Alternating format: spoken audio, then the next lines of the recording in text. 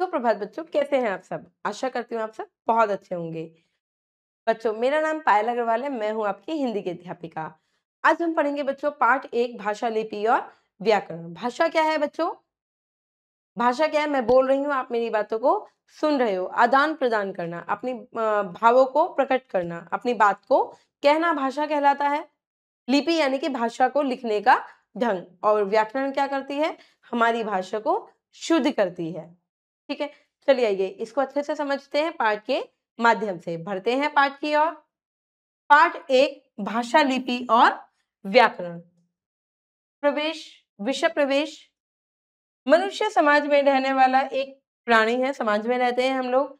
वह अपने विचारों, भावनाओं को बोलकर या लिखकर व्यक्त करता है। भाषा को ध्वनि संकेतों की व्यवस्था माना जाता है।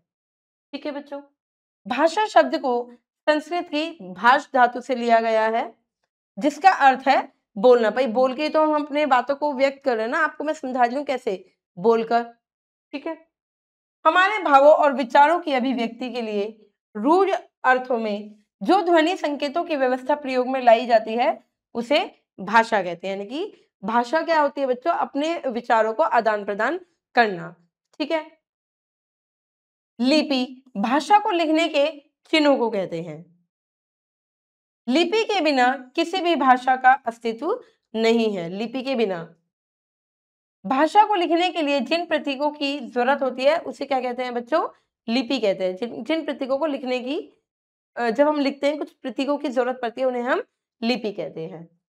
व्याकरण वह शास्त्र है जिससे भाषा को शुद्ध लिखने, बोलने और पढ़ने का ज्ञान सीखा जाता है। शुद्ध लिखने के लिए व्याकरण को जानने की बहुत आवश्यकता है। हम शुद्ध लिखते हैं, शुद्ध बोलते हैं कैसे? व्याकरण के माध्यम से।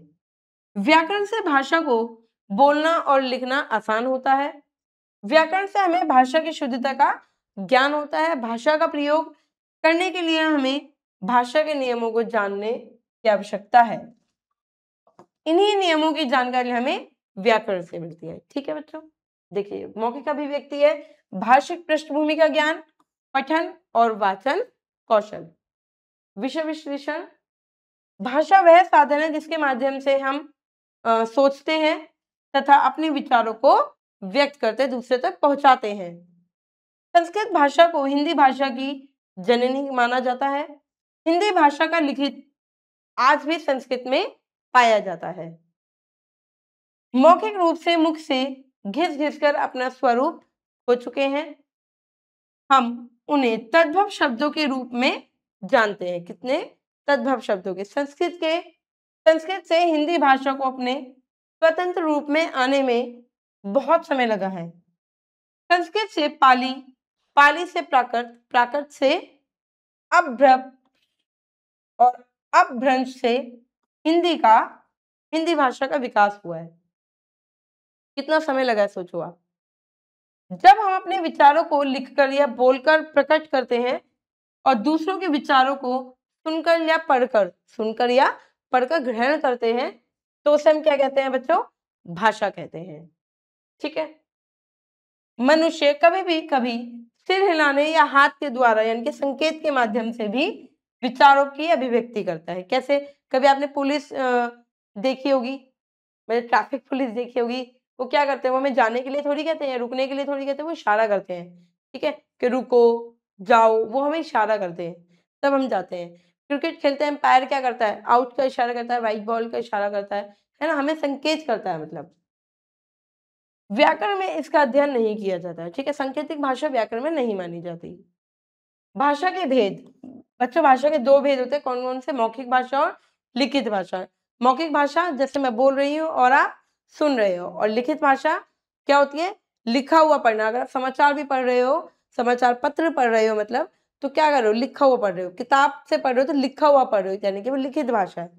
ठीक है, लिखित भाषा जब हम दूर बैठे किसी व्यक्ति से अपनी बातें लिखकर व्यक्त करते हैं, उसे हम लिखित भाषा कहते हैं।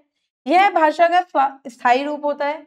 ये लिपि पर आधारित होता है, क्योंकि लिखा है, भाई प्रतीकों की जरूरत होती है ना, इसलिए इससे अपने अस्तित्व को सुरक्षित रखा जा सकता है। जो भी आप बोल रहे हो, जो भी पुरानी चीज होती है, उसे भी आप सुरक्षित रख सकते हो। कैसे? लिख कर। जैसे ग्रंथ, पुस्तकें, अखबार, पत्र पत्रिकाएं आदि। ठीक है, ठीक है। जैसे कि ये लिखित भाषा है, ये लिख रही है इस टाइम। ठीक है, अभी ये एक दूसरे को अपने विचार प्रकट कर रहे हैं, यानी कि मौखिक भाषा। जब हम अपने विचारों को बोलकर या सुनकर व्यक्त करते हैं तो उसे मौखिक भाषा कहते हैं। मौखिक भाषा में मनुष्य अपने विचारों एवं मनोभावों को बोलकर प्रकट करता है। ठीक है, बताता है अपने विचारों को। मौखिक भाषा का प्रयोग तभी होता है जब श्रोता सामने, मतलब सुनने वाला हो। भाई तभी तो आप बोलोगे। आप तब बोलो, कब बोलोगे? जब आपके पास सुनने वाला हो। दीवारों से तो बोलोगे नहीं। आपके पास जब कोई होगा तब आप बोलोगे। ठीक है, मौखिक भाषा तब होती है। आमने सामने बैठे व्यक्ति परस्पर बातचीत करते हैं अथवा कोई व्यक्ति भाषण आदि द्वारा अपने विचार प्रकट करता है। जो भाषण देता है वो अपने विचार प्रकट कर रहा है, तो उस भाषा को हम क्या कहते हैं बच्चों? मौखिक भाषा कहते हैं। ठीक है, जैसे नाटक, फिल्म, समाचार सुनना, संवाद, भाषण आदि क्या है? मौखिक भाषा है। भाई कोई बोल रहा है और आप सुन रहे हो। अब भाषा के कुछ अन्य भेद भी होते हैं, जैसे मातृभाषा। जिस भाषा को बालक बचपन में अपनी माँ से सीखता है, मातृभाषा होती है। जो भी आप घर से सीख रहे हो, मातृभाषा है। राजभाषा, जब किसी देश में सरकारी काम काज पर जो होती है भाषा, उसे हम राजभाषा कहते हैं। तो अंग्रेजी हमारी सह राजभाषा है। ठीक है, अब राष्ट्रभाषा क्या है? भारत में अनेक भाषाएं बोली पढ़ी लिखी जाती हैं। बहुत सारी भाषाएं बोली जाती है, पढ़ी जाती है, सुनी जाती है। सब प्रदेशों की अपनी अलग अलग भाषा है। भारतीय संविधान ने 22 भाषाओं को स्वीकार किया। सोचो, 22 भाषाओं को।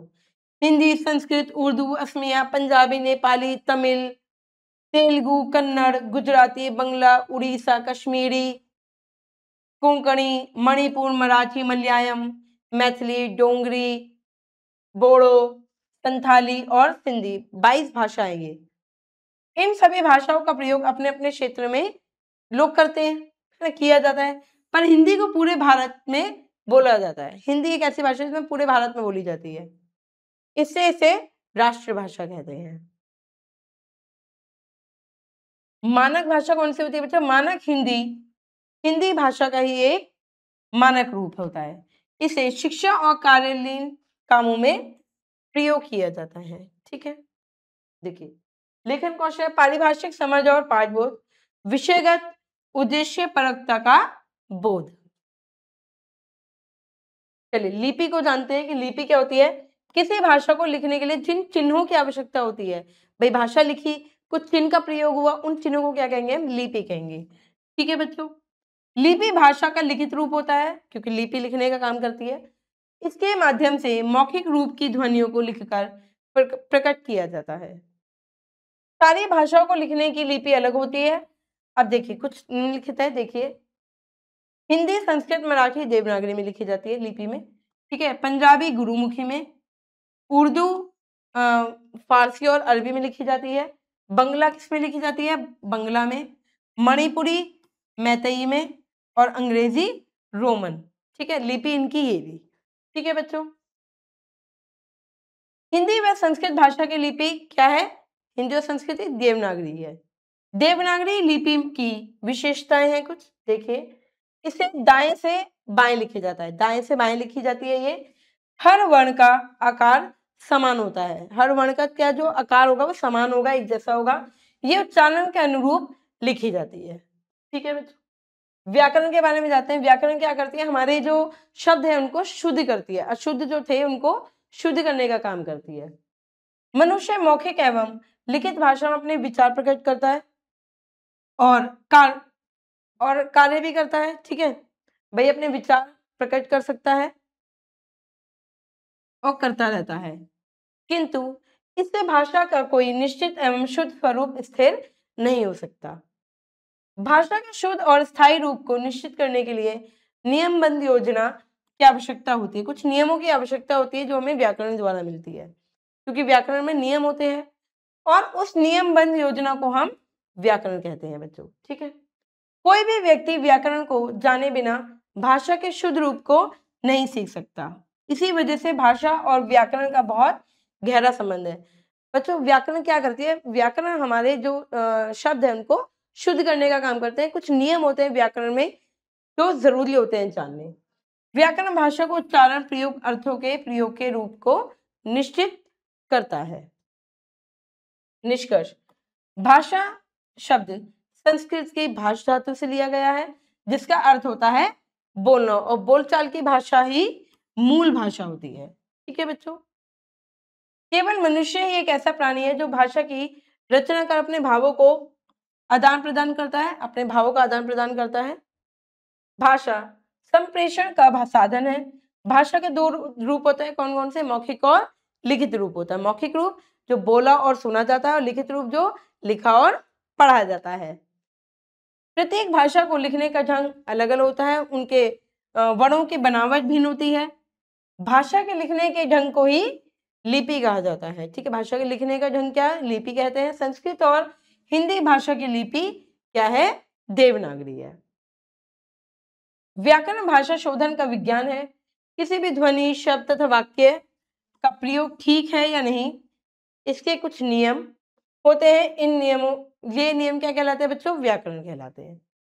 ठीक है, बौद्धिक कौशल, विषयगत वैशिष्ट्य की परख एवं बोध, सार अभिज्ञान और समझशीलता का विकास, प्रकृति और स्वरूप निर्धारण। चलिए बच्चों, अभ्यास करते हैं। सही उत्तर पर टिक करेंगे। भाषा कहते हैं अपने भावों को आदान प्रदान करने का साधन। ठीक है, लिपि कहते हैं भाषा के लिखने के ढंग को, लिखित भाषा को कह दो, या भाषा के लिखने की विधि को कह दो, कुछ चिन्हों को, लिखित भाषा को। ठीक है, ये भी बच्चों ठीक है, भाषा की विधि को नहीं, भाषा के जो चिन्ह होते हैं, जो हम लिखते हैं उसके कुछ चिन्ह होते हैं, उनको हम लिपि कहते हैं। ठीक है, यानी कि लिखने की विधि को, लिखित भाषा को। भाषा के शुद्ध रूप का ज्ञान होता है व्याकरण से। समालोचनात्मक तार्किक अभिव्यक्ति, आलोचनात्मक अभिव्यक्ति कौशल का विकास, और तार्किक क्षमता की अभिवृद्धि। ठीक है, अभिवृद्धि। पाठ से आ गया बच्चों। 100 रुपए का नोट लीजिए और जानिए उसमें किन किन भाषाओं के शब्द हैं। ठीक है, और घर के किसी सदस्य के मोबाइल में हिंदी की जो पैड होता है उसे डाउनलोड कीजिए और टाइप करना है आपको। ठीक है, कीपैड डाउनलोड कर लीजिए, कीपैड हिंदी का। हिंदी हमारी राष्ट्रीय भाषा है, हिंदुस्तान से हमारा नाता है। ये आपको हिंदी का आप कीपैड डाउनलोड कीजिए और इस पे आपको टाइप करना है। ये भाषा अध्ययन है बच्चों, ये आपको खुद से करना है। देखिए इसमें ये आपकी क्या है? एक एक्टिविटी है मौज मस्ती में। इसमें आपको जोड़े बनाने हैं कि विश्व हिंदी दिवस कब हुआ था। ठीक है, और राष्ट्रीय भाषा किसे कहा जाता है, मातृभाषा क्या है, और हिंदी दिवस कब मनाया जाता है। जैसे 14 सितंबर को हिंदी दिवस मनाया जाता है, तो आपको ये मैच करना है। ठीक है, ये बच्चों आपको कुछ भाषाएं दी गई हैं, भाषाओं के कुछ नाम है जो उलट पुलट कर दिए हैं, तो उनको खोजकर उचित स्थान पर आपको लिखना है। ठीक है, जैसे कश्मीरी आप देख रहे हो, मराठी देख रहे हो, उर्दू देख रहे हो, है ना, बंगला देख रहे हो, ये आपको लिखना है आपको। ठीक है, आशा करती हूँ बच्चों भाषा, लिपि और व्याकरण के बारे में आपको समझ में आ गया होगा। ठीक है, भाषा किसे कहते हैं?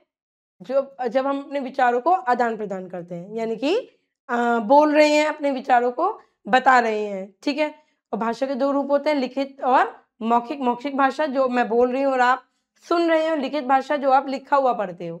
ठीक है, तो भाषा कहते हैं लिपि, यानी कि लिखने के ढंग को, लिखने के जो चिन्ह होते हैं उन्हें हम लिपि कहते हैं। और व्याकरण में हमें, व्याकरण क्या काम करती है बच्चों? हमारी भाषा को शुद्ध करने का काम करती है। कुछ नियम कानून होते हैं, उसमें कुछ नियम होते हैं जो हमें मानने होते हैं व्याकरण के। ठीक है, चलिए बच्चों, अब मैं मिलूंगी आपसे अगली कक्षा में। जब तक के लिए आप खुश रहिए, अपना ध्यान रखिए। धन्यवाद।